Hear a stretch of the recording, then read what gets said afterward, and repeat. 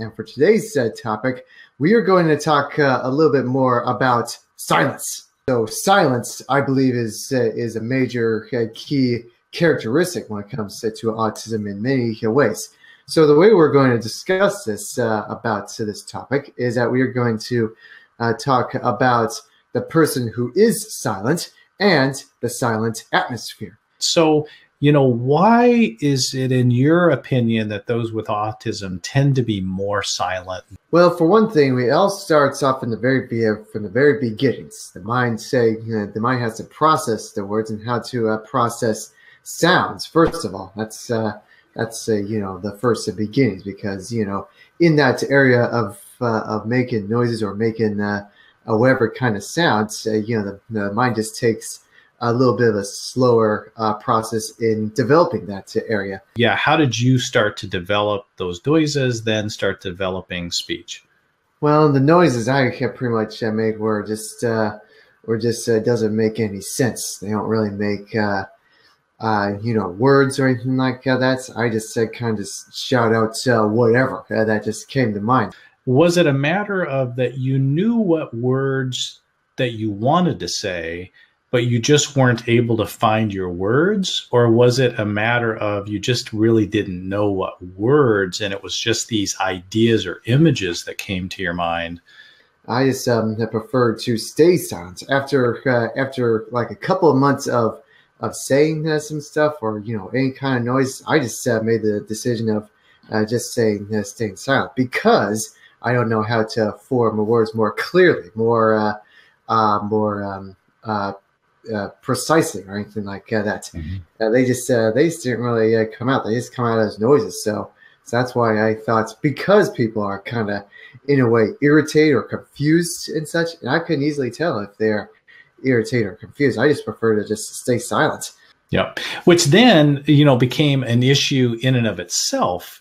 Because here you are, we're trying to teach you to form words. We're trying to encourage you to make sounds, but you really would stay silent and you wouldn't say anything at all, because when you would just spontaneously or potentially at inappropriate times or inappropriate places make those words, and we didn't even really realize that, right, as parents, but that also ended up, potentially hindering some of your progress too. In being able to form words.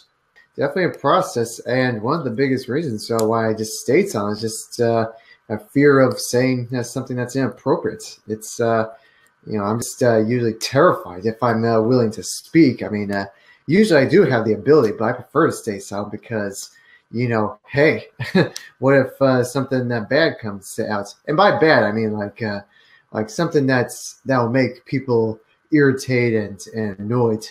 And I didn't really want to do that. Yeah. So do you still struggle with that today? Do you still have fear about that today?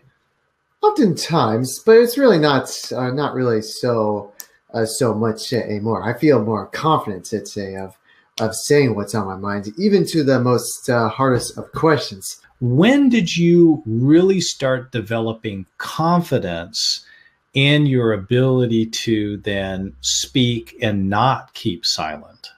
I believe it was mostly around towards intermediate school, where I feel more fully confident on saying stuff or even asking permission for help. I mean, sure, I did ask permission for help, during elementary school, but confidence to just say something without being taught to say it. What would be some tips that you would give to caregivers or mothers or fathers or grandparents to help their children or the people, adults, young adults that they care for, to make the transition from being silent into starting to learn language and form words?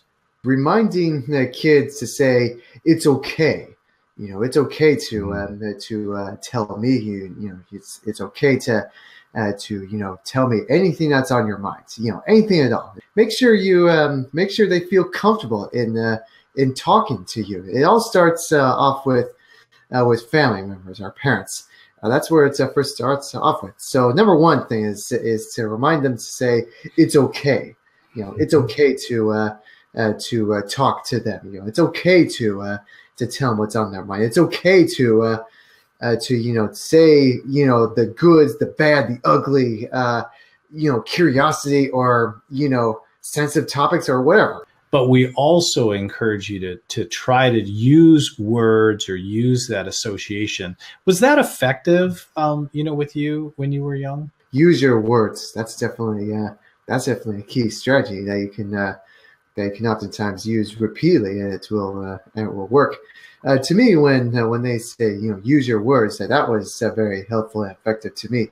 It's saying something basic like I would like cereal, or I would like waffles or pancakes or anything like that. Instead of using words, you would stay silent and you would just simply point, or you would use body language or eye blinking or whatever that would be, more as a signaling way of communication as well. Why did you rather, just move instead of talk? To me, it was just not worth the energy to speak out using my mouth. Yeah, to me, that was just the most comfortable. It's growing up, and even today, I feel a little bit more comfortable using body language. Making noises and then making words. How did you make that transformation? When you have noises, I mean, they're just noises, whatever and such. But when you have words, they're more organized. All starts off with the alphabets. We will work on repeatedly on different ways the alphabet can be used. Just different sounds and all these different stuff. And of course, this is kind of preschool material, right? But for me, personally, it took a little bit longer to fully understand in this area. Starts off with exaggerated mouth movements and such too. So you fully understand, and then eventually, they won't become as exaggerated. They become more natural, more smoothly, more clear in these areas. So you won't no longer be silent. Your inability to talk or communicate or say things that would be appropriate in a social situation. How did you start bridging that gap? How did you start, again, having the courage as well as being able to find the words in social conversations?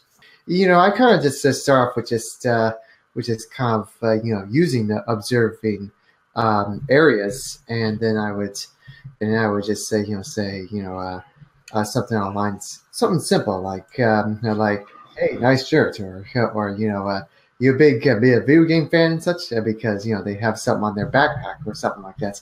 And oftentimes you don't even really have to talk that much, but you're being with another person, you're doing an activity together, and along the way, then you can have some things to say like good job or great play or, whatever. It makes it for a really easy transition, because you're spending so much time concentrating on learning language or what someone was saying, that then that affected other areas of your learning as well. So tell us a little bit about that.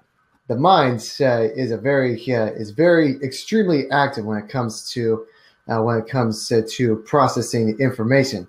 When you try to process information when it comes to verbal communication, some parts seem to be blocked out. Now, whether it comes to academics or movements, even or whatever goes on, even observance or trying to hear things or see things. When you're trying to do verbally, some things just tend to be blocked out or replaced, and that's where it gets really tricky. And it takes much more time to process information on how you can develop a balance between verbally and academics. So in those particular cases where you were learning a new concept, was it better for you, of course, to see pictures or have them write or draw something out versus telling you verbally what to do? Were you able to grab those concepts much quicker? I was able to kind of grab those concepts much quicker if it's in a way kind of a silent area. So so for example, pictures, they can be a little silent too. They don't have to make any noises. Illustrations, they just come to you, and you can just read the words on what goes on without any without any verbal communication as well. And you can just focus your concentration on that, and you can just point out the right answers, or just write out the right answers. What was the best atmosphere for you to learn in? Definitely silent and quiet atmosphere is definitely a way that I could learn more smoother, I can concentrate better when it comes to silent atmosphere. If it's mostly loud areas, it's hard to concentrate too, because it's loud noises, and sometimes even the everything that's going on that's all over the place. And so much to see, so much to hear, that you just prefer just the silent area, and also at the same time darkness. That helps refreshes the mind. Because you have 20 other kids that are there. How did you manage? Were you ever able to just be in a regular classroom? And if so, how did you accomplish that? Frequently, where I would being taken out of the main classroom and to be put into a private classroom, where it's just less people there. There was less kids, or less, or just me by myself in these areas. These definitely were very much helpful to me. The parapros know that you're just not ready for that area yet, and but at the same time, they would also give you a chance, give you the chance to be with the kids for a full day with all the noise, and we would see that if you are able to focus, if you are able to just not get overwhelmed with the noise, not if you can handle the noise in all the situations as well. So what about today? Do you prefer to listen to others? Do you prefer to stay silent? Do you prefer to speak? Yeah, tell us about you and your life today. Silence is very optional, I would say. I was growing up, I used to think that you're supposed to talk, you're supposed to speak no matter what happens and such. But at the same time, I was also learned that there are times that it's okay to be silent in certain areas. Like just recently when I was at New York, I see a taxi driver and a passenger, and they were just screaming at each other at the top of their heads. I just kind of just looked briefly, and I just kept on going. That's it's none of your business. A lot of that is knowing when the appropriate time to speak is, and when the inappropriate time to speak. And then on top of that would be, okay, if it is in fact appropriate time, then exactly what things do I say? And then on top of that, it's this whole wide variety of different social situations, different settings, being on the street, not being on the street. How did you learn all of that? I'll be honest. I think it's one of the hardest things that you can accomplish is by speaking and knowing when to speak or when to stay silent, because it's kind of hard to just kind of just space those out and such. So how did I work on that? I'll start off with parents, my families. It's okay to just talk whenever you feel like it. Have that confidence and to be welcome to speak what's on your mind.